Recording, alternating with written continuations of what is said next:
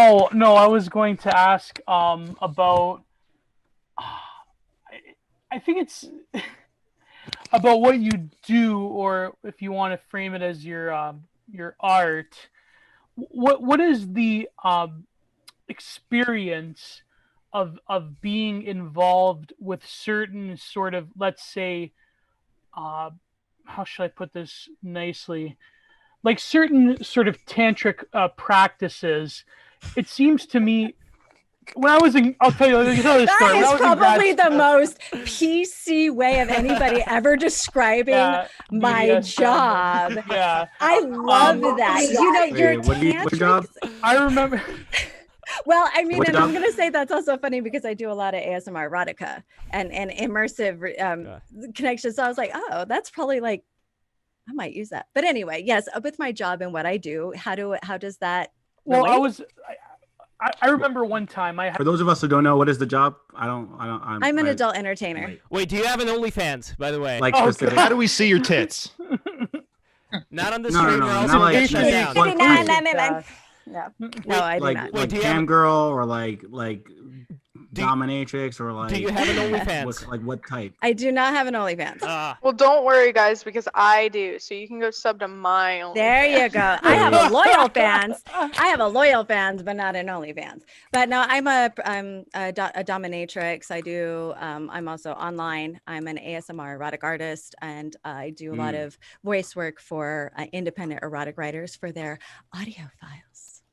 I'm actually oddly familiar with dominatrix, not from personal experience, but from many friends. I have. Wait, I thought I recognized you. I'm just teasing. You might. I mean, you could. But I've been a dominatrix. I have like some of the by the way, some of the best erotic literature was written by 40-year-old shut-ins in the early 2000s on text-based sites. Don't even bother buying erotica. That's the best stuff. Right. But anyways, Okay, I was going to ask because it seems that we brought up the Enlightenment. I remember I had this really good when I was in grad school. I had this really amazing prof, and she was specialized in critical theory in the Frankfurt School. And we were reading the one essay by Adorno and Horkheimer in the Dialectic of Enlightenment about Desaad.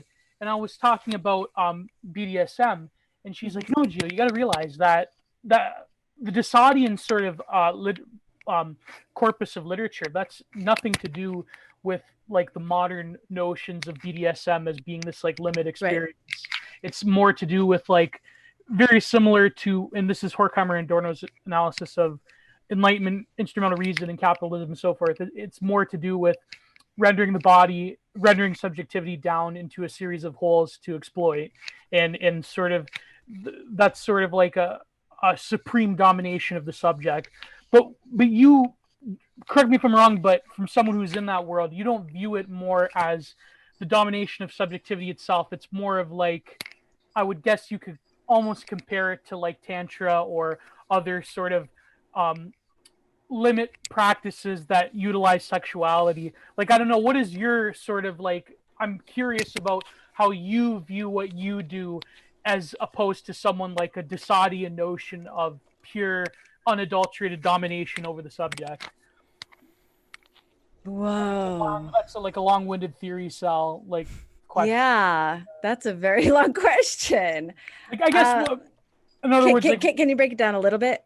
Yeah, okay. So you, as opposed to like domination, you view it like being a dominatrix, not in the sense of like a power game, but rather you view it almost as like a sense of liberation. Is that what you're trying to get at? Or like, well, how about both? Like, because I find it a sense of liberation for myself and being a woman and sexuality, and like getting rid of that. My value is based around my purity, you know, and then only one person can have that. And it's like, I think that's more of the control over that is my own sexuality, for one, that I get to do what I want, how it pleases me, and that there's another person there that's wanting to experience that with me and let go. So there is that power exchange. And I find severe enjoyment in being able to help somebody express that part of themselves in a safe manner that understands like, okay, well, this is this moment together that we are connecting. I mean,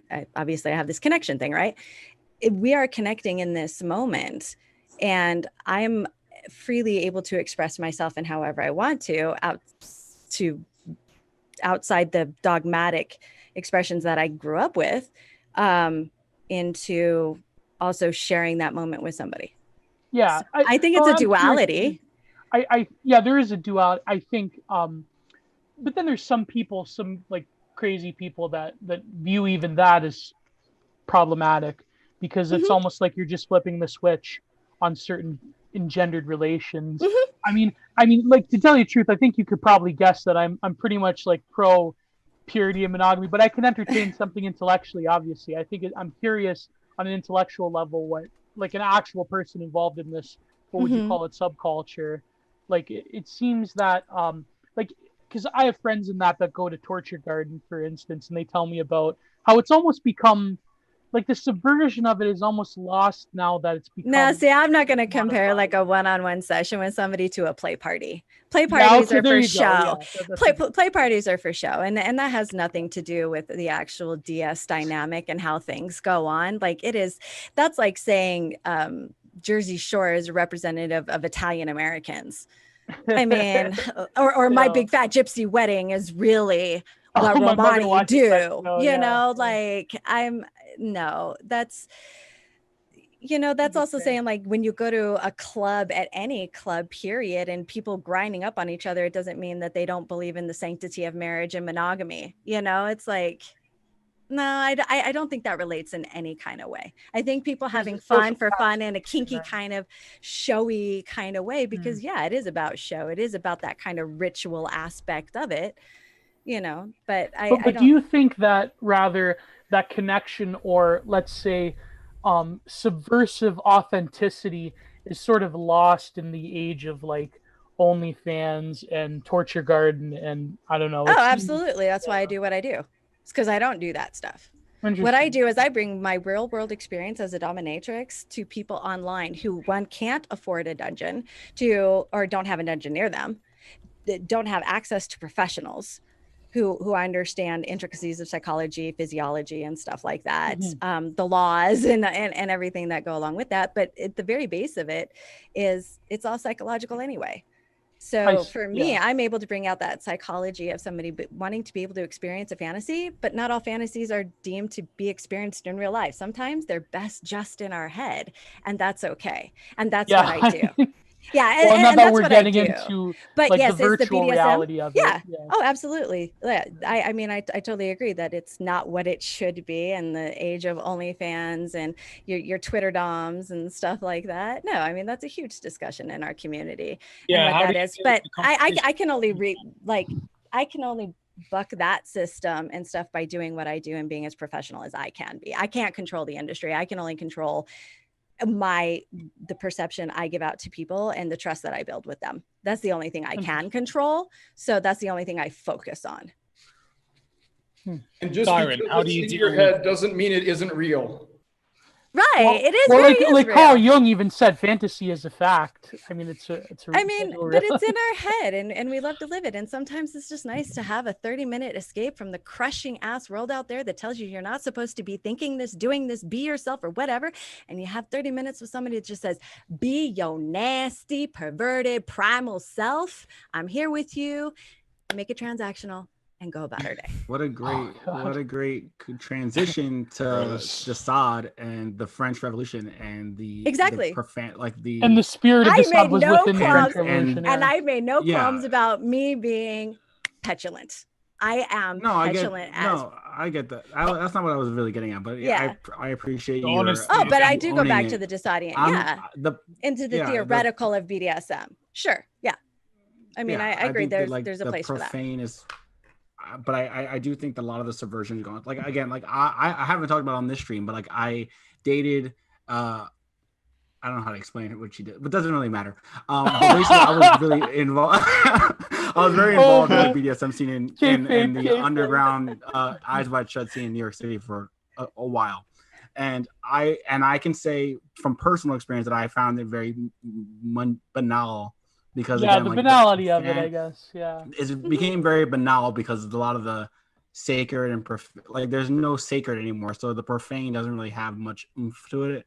And the And taboo see, I is love kind of gone. mystery. Yeah, So- see, I work a lot in mystery and mind games and stuff like that, and twisting narratives each time. So, but Yeah, I I mean, understand like I- there is a banality to Yeah. it if there's like one way you do things instead of trying to grow and expand into that consciousness and knowledge. No, through it.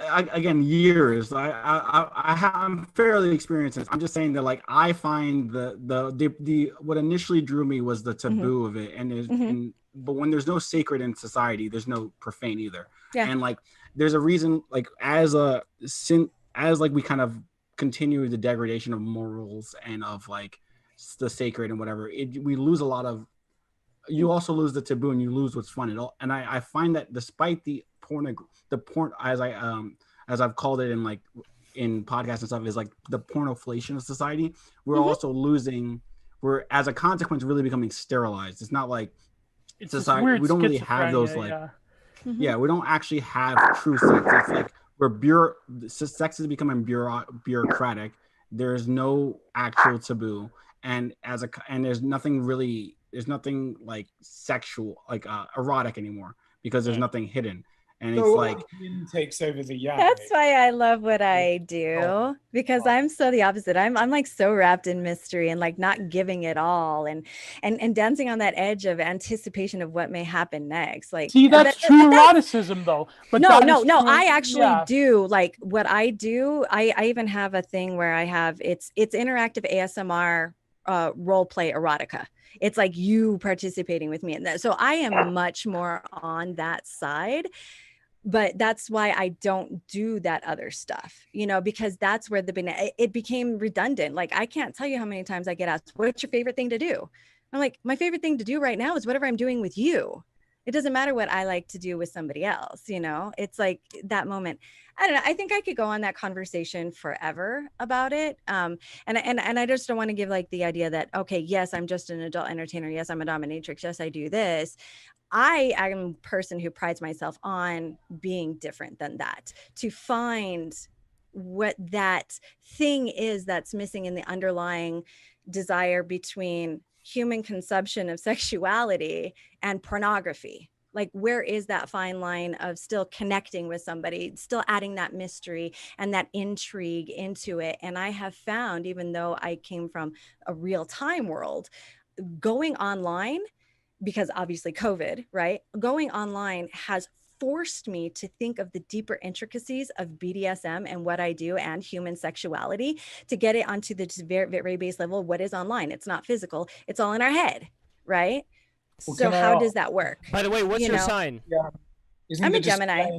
To other people, that's the line. I know very little But about. I'm also- I know very but little I about also- astrology, and I knew you were a Gemini, and that's. But and I that says a also lot. right. But here, I was also Yeah. a performer for 23 years. I was a stage performer. I did stage acting. I did dancing. I did cultural dancing. I'm a performer.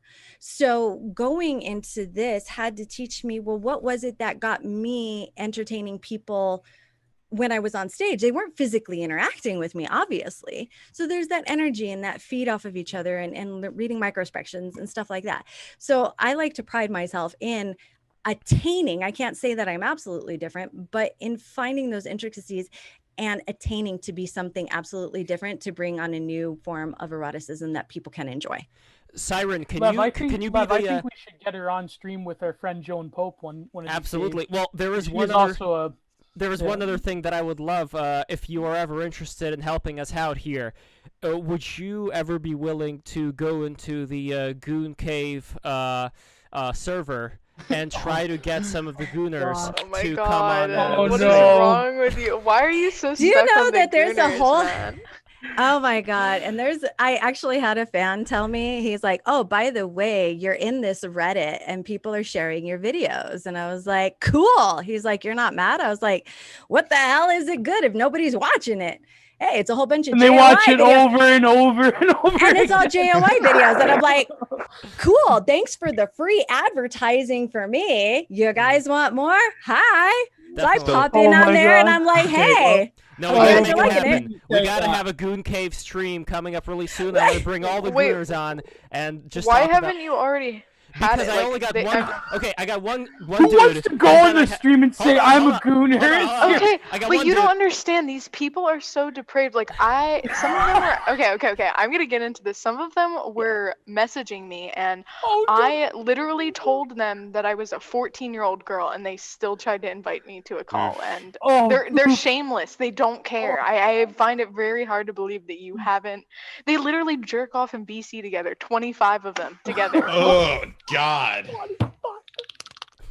If you really want gooners I mean, on I here, can will tell get you all about JOIers Facebook and gooners. Like, this is a majority of the people that I get for cam shows are gooners and JOIers. Like, that's it. And it's just like, this is a crowd I don't think you really want. Yeah, they're literal pedophiles. They're like depraved. They're gross. There was this one dude from the Middle East that was close to coming on. I'm still going to try to get him on. The way that he described it is that he lives in this very conservative Muslim family, but there is just these desires that he has which he feels they are evil, like having to do with like hurting people and just like doing all kinds of depraved stuff like that. And it's an interesting question as far as like Oh God! Sacred and profane. He knows it's evil and makes it more because he knows it's It's evil. part it of the exciting. titillation. There, it's part of. It's the, because he has yes, an appreciation of the sacred that he can.